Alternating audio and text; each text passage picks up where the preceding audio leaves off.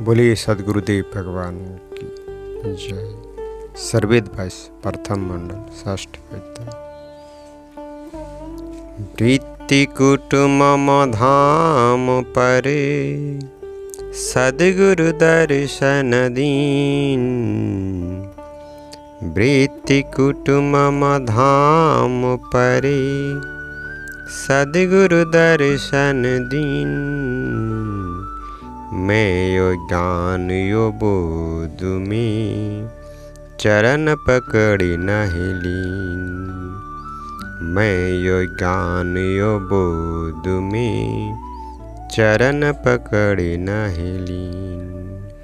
भित्तिकूट आश्रम पर जोग समाधि गुहा अनुष्ठान काल में सदगुरु सदाफलदेव जी महाराज को नित्य अनादि सदगुरुदेव ने दर्शन दिया, किंतु वे उनके प्रकट दर्शन होने पर भी उन्हें पहचान ना सकने के कारण उनके चरणों को नहीं पकड़ सके।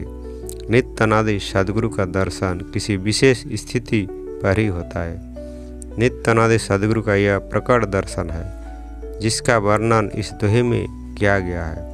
ऐसे तो अव्यक्त स्वरूप में सदगुरु की दिव्य वाणी समयानुसार सदगुरु अनन्य शरण भक्तों को सदैव होती है। सदगुरु की दया से ही आत्मा को अध्यात्म के सभी तत्व प्रत्यक्ष होते हैं। ब्रह्म विद्या का मार्तंड नित्य अनादि सदगुरु है। मूर्धन में मन सुरति है शुद्ध सुरति दो धाम। मूर्धन में मन सुरति है शुद्ध सुरति दो धाम। अगम गोचर पंथ में निरति निरंतरी नाम।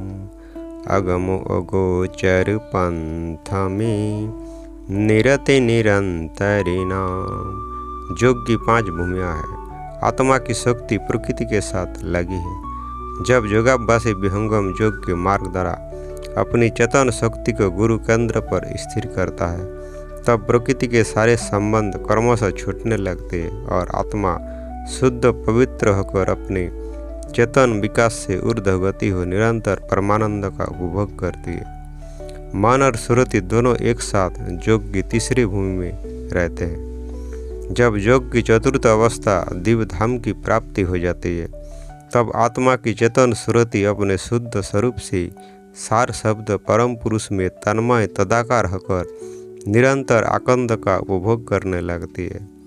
शुद्ध सुरति से ही प्रभु का भजन होता है और जब सुरति निरति के स्वरूप हो अंतिम अवस्था को प्राप्त कर लेती है, तब योगी अपनी विशेष शक्ति से सदैव परमानंद में निमग्न हो जाते हैं।